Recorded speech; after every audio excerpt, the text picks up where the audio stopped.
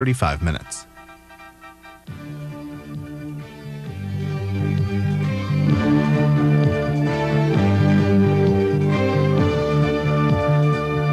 You're watching primetime news of Radio Television Serbia. Respected viewers, the special Russian envoy Viktor Chernomyrdin arrived today in Belgrade after 2 days of meetings with the Finnish President Martti Ahtisaari and the Deputy Secretary of State of the US, Strobe Talbot. Upon arrival at the Belgrade airport, Viktor Chernomyrdin stated briefly, "Now it is most important to end the bombardment and stop killing civilians."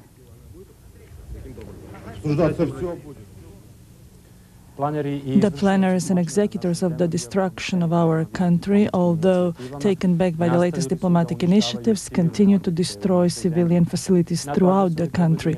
The NATO aggressor led by the US killed 4 civilians in Ljiljane and 2 more in Istok. In Belgrade, in Čukarica area, they hit 1 civilian facility at one of the busiest traffic intersections. In the murderous attack of the NATO criminals on Ljiljane this morning, 4 people died and 15 were injured. The target of these Western killers were the civilian facilities in the industrial zone of Ljiljane, no military installations anywhere nearby. In the 5 minutes, which was the extent of this attack, there were 4 missiles that hit the site. The restaurant Mladost saw the death of 4 people. 7 people are hospitalized. The rest were released after the medical assistance. This beastly attack completely destroyed this public restaurant, the car park area of Kosmet Transit Company, and the machine park of Binačka Morava. The place was visited by foreign journalists. 2 people died and several were injured in the attack of the fascist alliance of NATO on the correctional facility in Istok. 4 people suffered serious injuries during the attack of these murdering fascists on the hotel park at the center of Peć. Those injured are from the office building that was severely damaged since it is close to the hotel. The target of these criminals was also the village Zagorska Foča, close to Prizren, exclusively Albanian population. No human casualties, but great material damage because they destroyed 10 houses to the ground. In a repeated attack, they hit the area with 10 more missiles, especially the livestock market. Fortunately, the livestock market in Prizren was empty, but the civilian facilities nearby suffered a lot of damage. At the same time, they hit with 6 missiles the area of Vojin Dol on the road Istok-Zubin Potok. Sometime before 1 p.m., they attacked the area of Belačevac near Kosovo Polje. 10 minutes later, in the same county, 4 missiles hit the area Pomazatin. In these areas, only Albanians live. The target of the aggressor was also the wider area of Gora, hit by 2 missiles. We have no information yet on the victims of this mindless NATO attack. In the second attack yesterday on the southeastern part of Bujanovac County, they severely injured a villager from Borovac. In Belgrade, the director and editor-in-chief of Tanjug, Dušan Đorđević, signed with the CNN representative Brent Sadler an agreement on the use of the informations of the Yugoslav National News Agency. According to the agreement, the use of Yugoslav news begins today. Given the time differences, it is a matter of question whether CNN will be able to show this report in its prime time. According to the latest data of the police investigation from Prizren, on the 14th of May, the NATO fascists killed near Korisha 80 people on the site. 1 more person died in the hospital from the for the injuries. They killed 10 infants, 26 children younger than 15, 42 people between 15 and 45, and 3 older persons. All of the victims are refugees, Albanians going back to their homes. According to the data confirmed thus far, this column of refugees with 55 tractors and 1 truck numbered 622 people. All of these facts confirm once again that the motive of the aggressor is not humane. The motive doesn't come from the desire to protect Kosovo Albanians, and their attacks are not targeting military facilities, but the entire population of our country. The units of the anti-aircraft force of Yugoslavia downed today around 4:45 in the afternoon 1 drone of the enemy. near Uroševac. This drone fell near the village of Talinovce, close to the road between Pristina and Uroševac. Despite NATO's daily bombing on Uroševac and the wider area, the aggressor did not manage to disrupt the life in this town. The supply with daily food provisions is generally fine.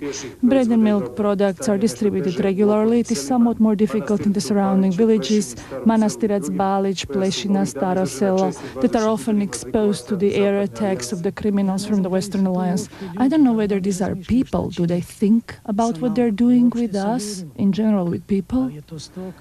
I mean, are these animals? Do they have anything human within themselves? To consider that what they're doing, would this be good if they suffered it? To conclude this report from Uroševac, we bring you an image that is always joyful. In the Orthodox Church of Ljiljana, despite the bombing raid, there was a wedding ceremony of Aleksandar Nikolic from Uroševac and Vera Sekulic from Pristina. I would like to send them a message to all of those who wanted to destroy us, that no bombs or anything will prevent us. We wish them everything best and left to Uroševac with confidence in the goodwill of our people. In Helsinki, the discussion between Viktor Chernomyrdin and Martin Ahtisaari, as well as Trobe Talbot, was finished with the formulation of an opinion on the manner in which the NATO aggression in Yugoslavia is to end. In Bonn, the political directors of the foreign affairs ministers of the G8 countries are harmonizing the draft resolution of the UN Security Council. According to the Greek foreign minister, Germany, France and Italy support the Greek proposal for a 48-hour halt in the bombardment of Yugoslavia.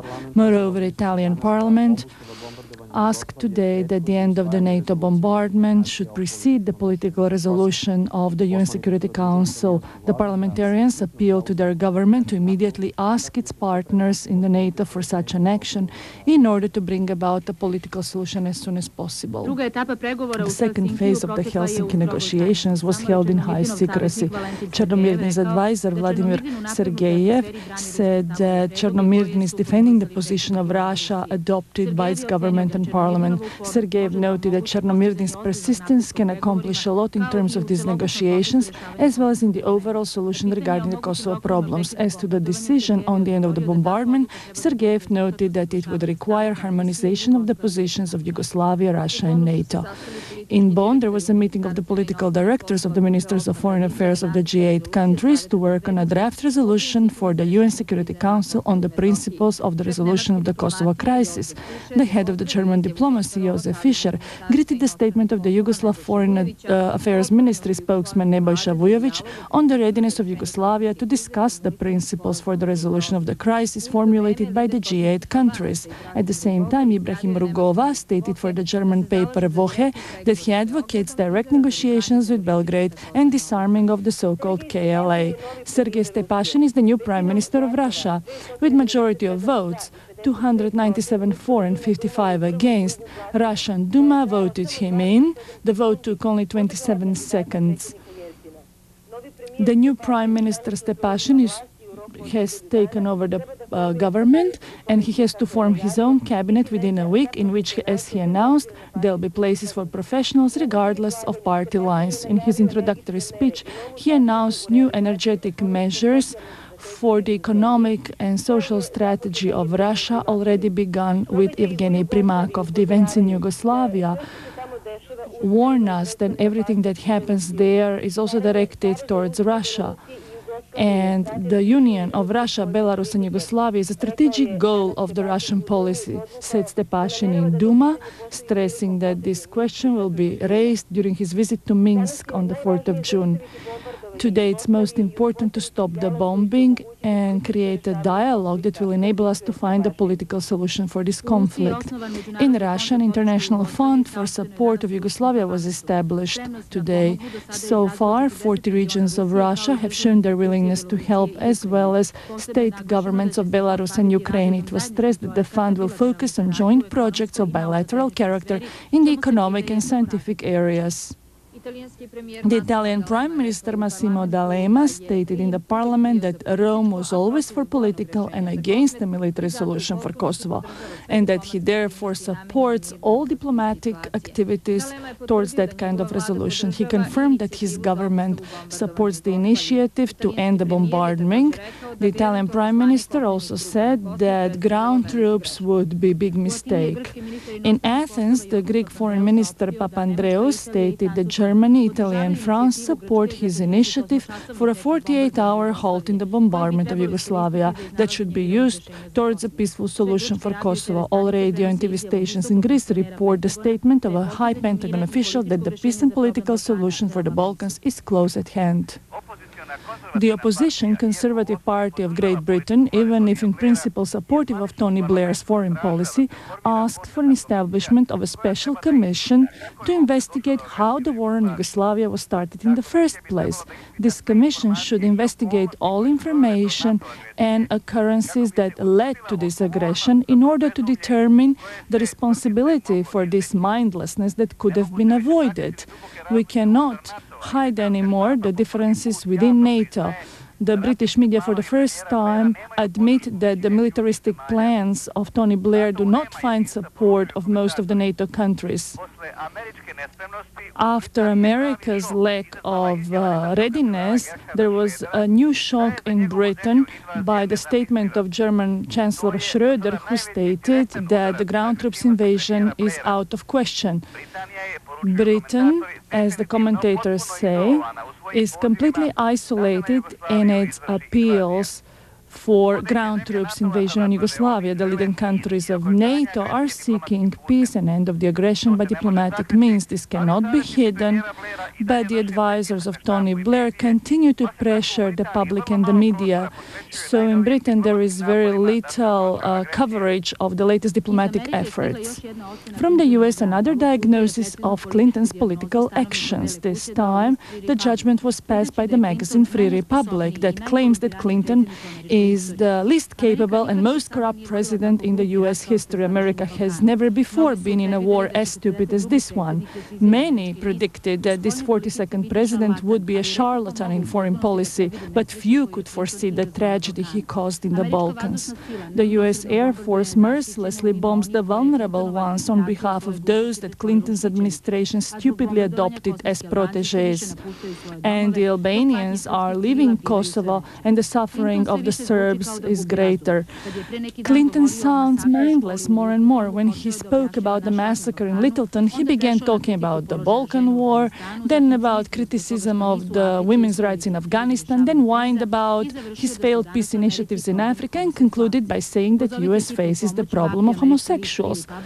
Call for a state now, cries out the Free Republic, adding that this mindless war in Yugoslavia, led by the least capable and most corrupt president in US history, should end immediately. NATO crusaders are under growing pressure to open diplomatic possibilities. This they're forced to do because of the increasing fissures within the alliance and the changes in the public opinion of almost all countries of the aggressive Western Bloc. The Washington political circles are saying, according to what the newspapers say, such as New York Times and Washington Post, that there are big differences within NATO. For example, several countries have expressed open concern because of the bombing campaign. Only a day after the polling results of Washington Post and ABC, New York Times today reports the results from a new poll that shows a dramatic decline in the public support for the NATO air raids, as they call here the aggression against Yugoslavia. Most of those polled are against these air raids. The public opinion is oscillating for two reasons: the growing concern for civilian casualties and the awareness that NATO is not winning this war. Washington Post gives today a completely different image of the war in Kosovo against the lies of the NATO aggressor, who is conducting a singularly dirty war in Kosovo. The report of the Washington Post journalist from Kosovo clearly shows that the refugees were not expelled by army or police forces and that the government is making a lot of effort to bring the refugees home. In this, as well as other reports of the same journalist who visited Uroševac, Prizren, Ljiljane, one reads the accounts of Kosovo people that do not match at all the propaganda machine of Jamie Shea from NATO or Kenneth Bacon from Pentagon. This reporter also visited the survivors of the attack near Korisha in the Prizren hospital, an attack in which NATO planes killed almost 90 people. These wounded people said that there were no military installations in Korisha nor any military movements. Thus, the reporter clearly denies the lies of Shea and Bacon, who claimed immediately after the massacre that the Serbs had used these people as a living shield for their military facilities. For the first time, Washington Post says openly that there is no ethnic cleansing in Kosovo. The conflict was between the legal army and the separatist forces. The exodus was a result of those actions. The American paper added one more discovery of the propaganda maneuvering of NATO. In several places during the text, they mentioned that the reporter was not monitored and that he could have freedom of movement and discussion in Kosovo. There is no censorship, therefore, which CNN has been claiming, and the entire blockade of news that they've been talking about. Washington Post, contrarily, says that Brussels is the seat of propaganda, according to these claims. Right at NATO's headquarters, there is a whole team of propaganda experts from Washington and other NATO countries working together. They coordinate daily their war propaganda in order to serve the same statements every day at the same time in Brussels, London, Washington, Paris, Ottawa and Bonn. The president of the Journalist Association of China, which numbers over 550,000 members, Zhang Huase, said during his meeting with the Yugoslav ambassador to China that the Chinese people support the heroic resistance of the Yugoslav people.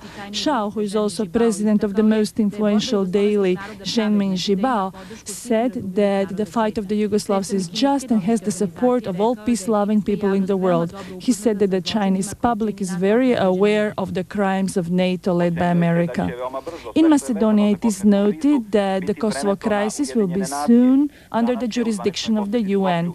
Today, Macedonia was visited by the UN Secretary General Kofi Annan. The spokesman of the armed forces said that reserve officers have been demobilized as of today.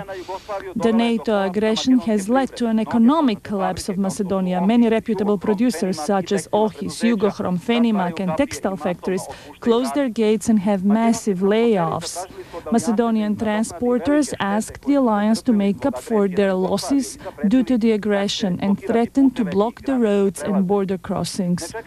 Not awaiting the results of the action that stopped the smuggling operation into Kosovo of greater quantities of arms, Dominic Robertson and Philip Hudiger, CNN cameramen, fled Macedonia. Albanians in western part of Macedonia are literally resting on arms. The police found in a vehicle of a couple from the village of Radolište 190 bombs.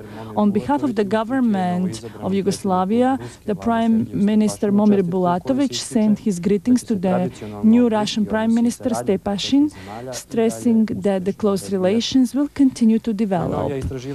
The latest research into the public opinion in the West shows that the Kosovo crisis caused by NATO aggression is close to resolution. It seems that this pressure will eventually affect even the most famous American draft dodger.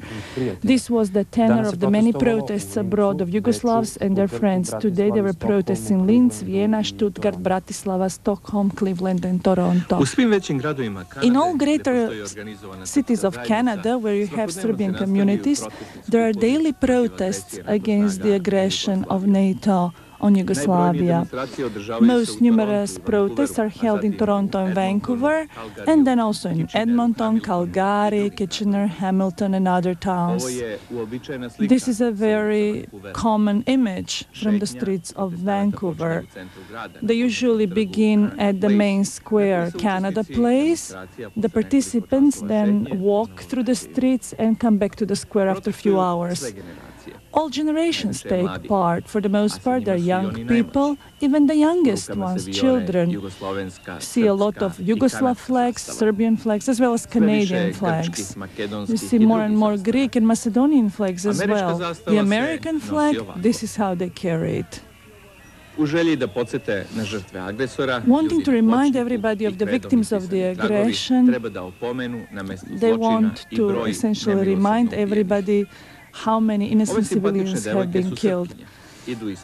These girls are Serbs. They walk in front of the column and give the leaflets about the truth in Kosovo. Stop with the bombing and the killing. Ask the Serbs and Canadians, sending a message to the Serbs to persevere in the defense of their country. And I hope every time when we finish one of our manifestations, I would say, it's over, we don't come tomorrow. Opponents of the NATO aggression on Yugoslavia blocked army barracks at the outskirts of Stuttgart that houses special forces of the German army. The participants of this protest accused Germany that 54 years after the defeat of Nazism has begun an aggressor war again. At the same time, in the area of Brandenburg, several dozens of protesters occupied the office for recruitment of German soldiers, placing a huge banner at the entrance, "Soldiers are killers." Police had to intervene. In Belgrade, the managing board of the Socialist Party of Serbia discussed the current situation in Kosovo and decided upon the priority tasks for the Socialist Party in the upcoming period. Only the military actions in Kosovo that we see today, the only ones are those of NATO, who are killing children, women, old people, and destroying all of our material well-being. They have forced everybody, Serbs, Albanians, Turks, Muslims, Gypsies, to leave their homes in Kosovo, and now trying to justify this continued aggression, they prevent them from coming home. The members of our defensive forces, as well as the people, oppose this technologically superior enemy, inflicting continual damage. The main task in Kosovo and throughout the country is to defend our country. This is our main task. The police forces, the army, and the people are unified and determined to persevere in this defense task. The Socialist Party of Serbia stresses that all of the state organs, despite the aggression on our country, have managed to make all of the public functions really there, and especially important is the Executive Council for Kosovo that has organized the work of the civilian structures as well as their successful functioning. The priority in the upcoming period, aside from the defense of the country, is to normalize the situation in Kosovo, to continue the political process, to resolve outstanding social questions, to renew the inter-ethnic confidence and the return of all of the refugees and displaced people. In view of the future challenges for the Socialist Party in Kosovo, and in view of the complex tasks for the future, the Executive Board passed a decision on strengthening the personnel of this party and its organization, as well as its Executive Council. The leadership of the Regional Board of the Serbian Socialist Party is comprised of President Vojislav Živković, Vice Presidents Milorad Samardžić, Daniela Dimić, Harija Rugova, Secretary of the Executive Board Dragan Marković, and the other members of this Executive Board are Veljko Odalović, Đura Lazić, Guljbehar Šabović, Vesko Pirić, Zoran Đorđević, Ljubiša Maravić, Ljubiša Stevanović, Momčilo Stanojević, Dobrosav Radović, Jordan Ristić, Zvonimir Stević, Jovica Jovanović, Simeon Radović i Miladin Jović, kaže se u saopštenju. This was announced by the Executive Board of the Socialist Party of Serbia. In the announcement of the Secretariat of the Serbian Radical Party, it is stated that the aggression of NATO criminals on our fatherland finds key support in daily lies by the Western media, whose only goal is to justify the criminal actions of the American and Western European murderers. It's unbelievable that CNN, BBC and other leading media continue to talk about humanitarian catastrophe, while the evil murder and massacre of civilians, whether Serbs or Albanians, committed by NATO are qualified as collateral damage. It was noted that most of our media fulfilled their patriotic duty to inform the citizens of the consequences of the NATO aggression. One exception are those media that are controlled by the opposition political parties who are asking for protectorate over Serbia and see the American victory as their only chance for political power. The Yugoslav Left Coalition continues to advocate peaceful solution for Kosovo and grids all initiatives in that direction that would not endanger the sovereignty and territorial integrity of our country. This was noted at the session of the Regional Board for Northern Banat, held in Choka, coordinated by the member of the board of Živko Šokovački. The courage of our people is a guarantee for our continued defense, as well as that we can show to the rest of the world that we have no good soil for the weeds of the American way of democracy. American democracy cannot survive here. We're calling upon all those who haven't woken up around the world to raise their voice against this demon of evil. The Serbian Renewal Movement says that all obstacles to the end of the aggression against our country and to the comprehensive solution for Kosovo can be resolved by a consistent application of the UN Charter and other international norms. Our people have managed to preserve Kosovo, the sovereignty and territorial integrity of our country in one of the cruelest wars in recent history. These key facts have been accepted by the G8 countries, and there is no reason not to accept the principles they agreed upon with appropriate documents. The Organization of Serbian Reserve Officers notes that during this hardest battle for the survival of Yugoslavia, some politicians, but also officers, succumbed to doubt and sold themselves to the enemy. One of them is General Vuk Obradovic, who, due to his sick political ambitions, failed to follow the example of his fellow officers who decided to defend their honor. Therefore, the reserve officers not only condemn the dishonest and shameful behavior of Vuk Obradovic, but do not think of him as an ethical person who can be called an officer of our country. The Ministry of Health has established a special commission for analysis of samples of air, soil and water. The first results show that the aggressors have attacked both the people and the nature of Yugoslavia, but with reasonable caution, all seasonal products can be used. As far as our menu for this spring of 1999, it should look like any other spring. The dilemma as to whether to buy onions, salad, strawberries, fruits, and whether this is polluted by the NATO bombardment is resolved by the results of the latest expert analysis. There is no reason to fear, our doctors say. All of this can be consumed. The results of our analysis show that all of the seasonal vegetables and fruits can be used. They're not polluted. We took samples from the farmers' markets in Belgrade and samples of the first strawberries and cherries that came from individual farmers. The results have shown that these greens do not have any toxic materials, so please use the greens both vegetables and fruits, without any risk for your health. We have to stress, however, that of course you have to apply all the regular hygienic principles while preparing the greens for consumption, that is to wash them under flowing water. All information about what kind of water we are drinking, what kind of air we are breathing can be gained every day in Belgrade in the house of Laza Lazarevic in Hilandar Street.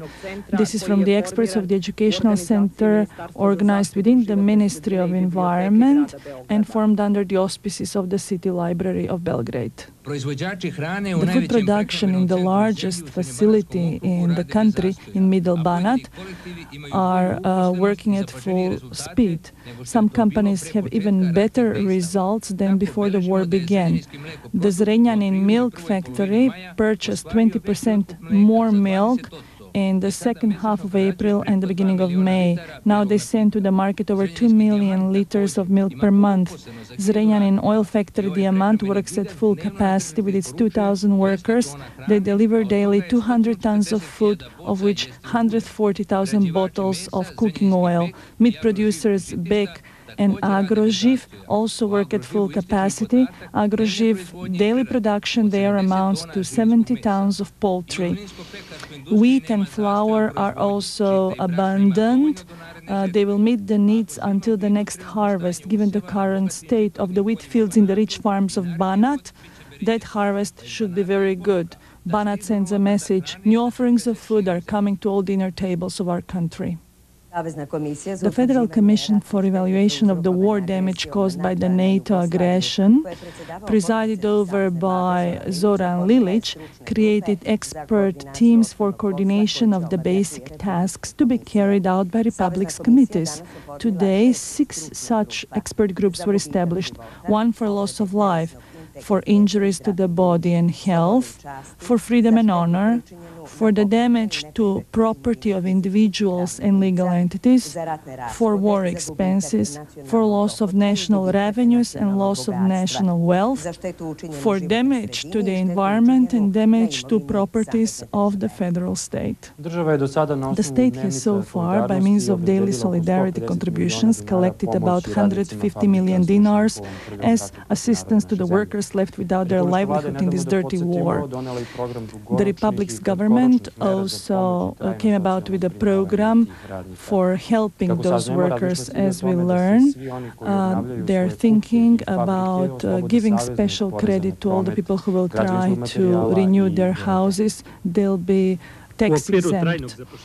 Within the framework of the employment program for the 68,000 workers left without their livelihood due to the destruction of factories, there is a possible plan that there would be 24 to 36 average monthly incomes offered as an initial investment. Credit banks could then approve of twice that amount as a loan to such workers. This was noted by the Minister for Labor and Social Services at the session of the Unions of Serbia, which addressed the economic and social program of the government.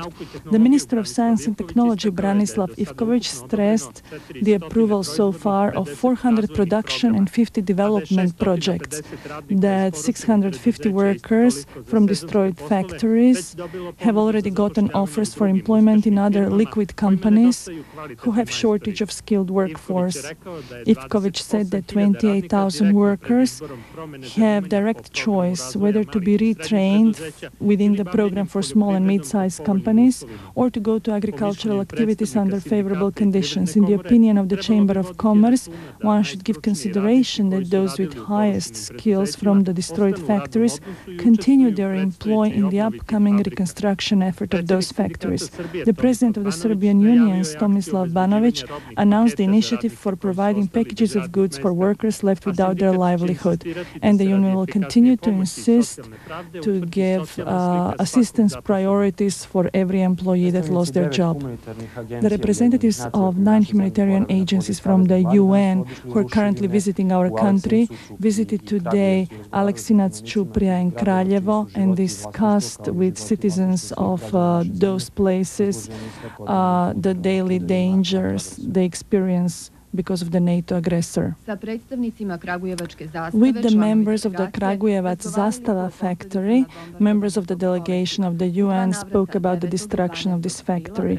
Both on the 9th and on the 12th of April, about 20 missiles of NATO alliance destroyed to the ground Zastava Kragujevac. 36,000 people were left jobless, and about 160,000 workers in Serbia connected directly with the production activities in this factory are also affected. This could be seen by the members of the UN Commission that visited the factory.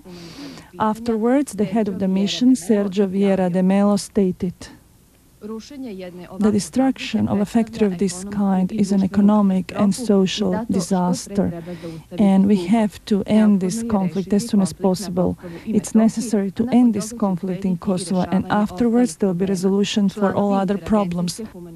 The members of this interagency mission of the UN saw all of the destruction and the suffering of civilians, and they'll offer programs for employment of all of the workers of Zastava factory until it is renewed. But it will take a lot of time and money. At the same time, they'll do their best to solve other problems before the winter, such as with the heating plant in Kragujevac.